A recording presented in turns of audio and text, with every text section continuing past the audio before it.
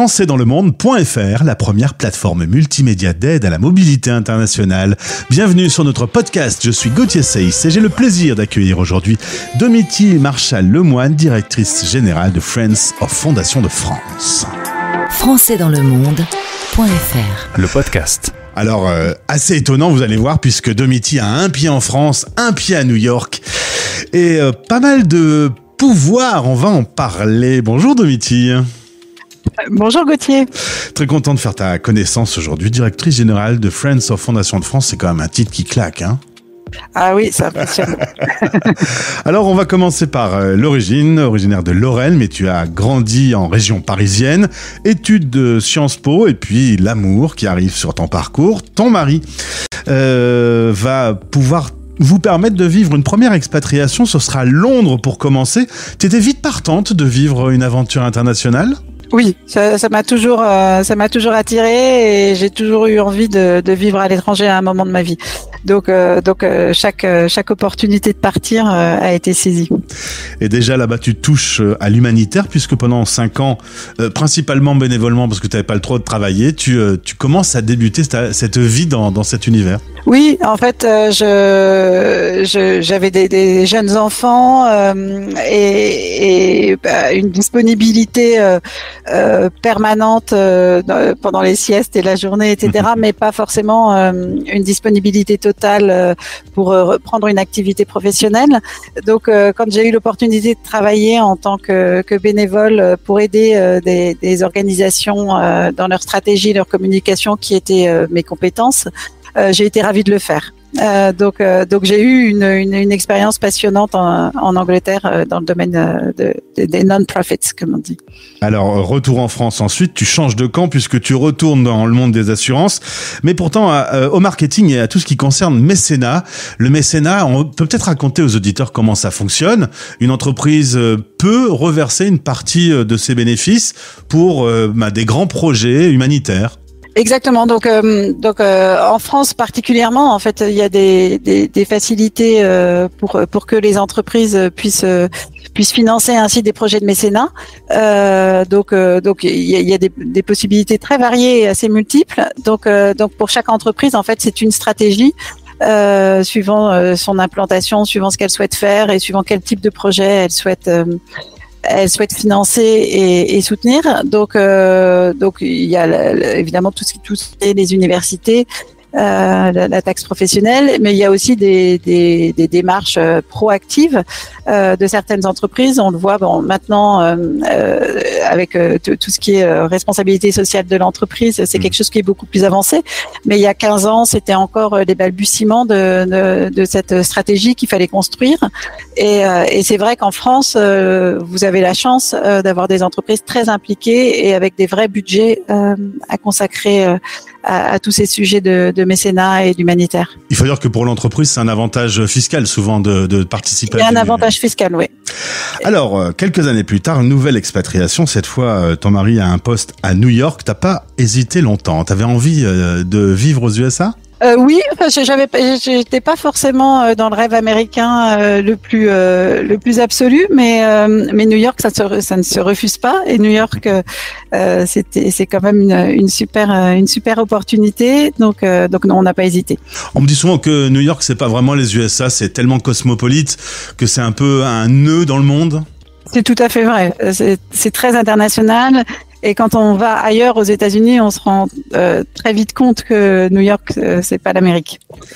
Alors, arrivé sur place, tu lances une structure, un cabinet de conseil dans la stratégie, toujours dans cet univers du caritatif, et tu deviens la directrice générale de Friends of Fondation de France. On peut rappeler un peu, d'abord c'est une structure américaine, parce qu'il fallait qu'elle soit américaine pour qu'il puisse y avoir des ponts entre les deux pays. Oui, donc Friends of Fondation de France a été créé en 2000. C'est une structure américaine qui permet en fait de proposer un sponsor fiscal aux organisations françaises qui souhaitent lever des fonds aux États-Unis. Donc, en deux mots pour clarifier, en fait, c'est une structure américaine, donc ce qui s'appelle ici une 501c3, donc un organisme caritatif. Et donc, à chaque fois qu'un don est effectué via Friends of Fondation de France, c'est comme si le donateur effectuait un don à une organisation américaine, donc avec tous les avantages fiscaux que l'on peut imaginer. Alors, il faut savoir que les USA, c'est l'Eldorado de la philanthropie, 500 milliards de dollars. Jolie petite somme. Oui, ça fait rêver. Ça fait toujours rêver les organisations françaises qui viennent aux États-Unis en imaginant qu'il y a tellement d'argent que ça va être facile de lever des fonds. Mais c'est vrai que les chiffres sont toujours impressionnants et augmentent tous les ans. Donc voilà. Quand on va se promener à Versailles, quand on va prochainement retrouver la cathédrale Notre-Dame, il y a des entreprises américaines qui ont aidé, qui ont participé à des travaux importants. Oui, alors Versailles, c'est le premier exemple, en fait, le premier grand exemple de philanthropie franco-américaine, puisque c'est la famille Rockefeller dans les années 20 qui, voyant l'état du château de Versailles et sachant que personne ne pouvait réellement financer les travaux pour restaurer Versailles comme le château devrait l'être, a financé en plusieurs fois en fait et vraiment avec des très gros financements le château de Versailles et la cathédrale de Reims et plus récemment Notre-Dame de Paris. Effectivement, la mobilisation des Américains, alors à la fois des entreprises mais aussi des donateurs individuels, a été absolument impressionnante. Et une grosse partie du financement des travaux de Notre-Dame est venue des États-Unis. Et là, soudainement, bim, trophée caritatif humanitaire des Français, des trophées des Français des États-Unis, organisé par lepetitjournal.com, un prix offert par la CFE, une visibilité, une mise en lumière, une fierté aussi, tu m'as dit.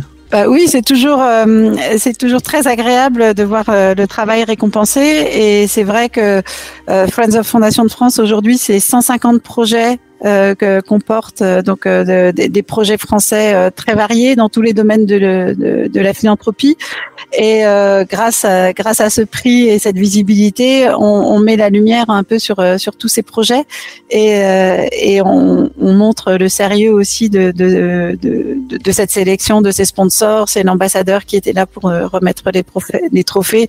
Voilà, on gagne une visibilité importante et très utile. Et je suppose que tu travailles sur des gros projets qui sont un peu dans l'ombre. Cette mise en lumière, ça fait plaisir, ça concrétise un peu le travail de ces dernières années.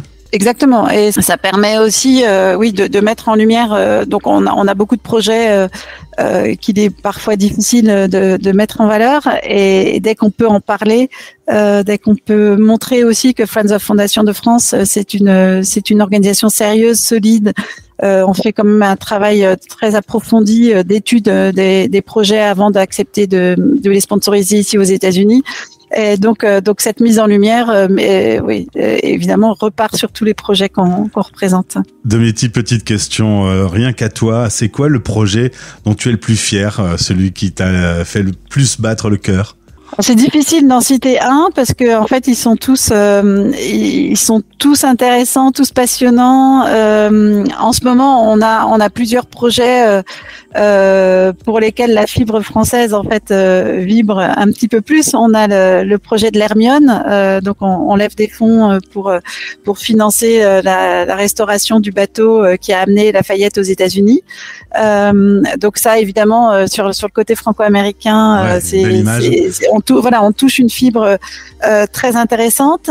On va lever des fonds aussi là pour financer les cérémonies du débarquement, d'anniversaire du débarquement, les 80 ans. Donc c'est aussi quelque chose qui est très important. Moi, je trouve que tous ces projets en fait qui sont au cœur de cette amitié franco-américaine me touchent particulièrement et touchent particulièrement Friends of Fondation de France, puisqu'on est à l'intermédiaire.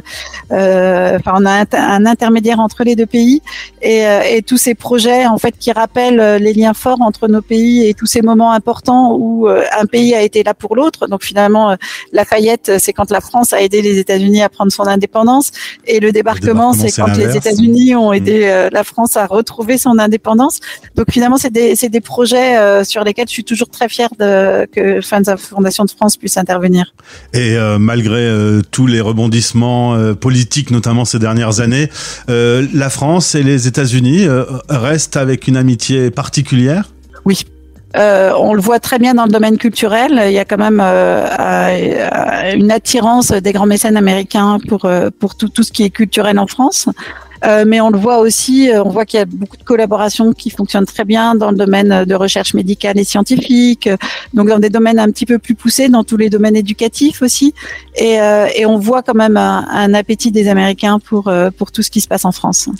Fière et heureuse d'être mise en valeur. Merci Domiti pour ce témoignage. Pour en savoir plus, je vous renvoie vers l'article disponible sur lepetitjournal.com. Merci pour ce moment. Il fait beau à New York aujourd'hui, tu es bien ? Il fait très beau, on attend la neige. Mais aujourd'hui, c'est bon.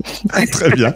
Eh bien, écoute, je pense que tu vas pouvoir profiter de cette belle journée new-yorkaise. Au plaisir de te retrouver sur cette antenne. Merci. Français dans le monde.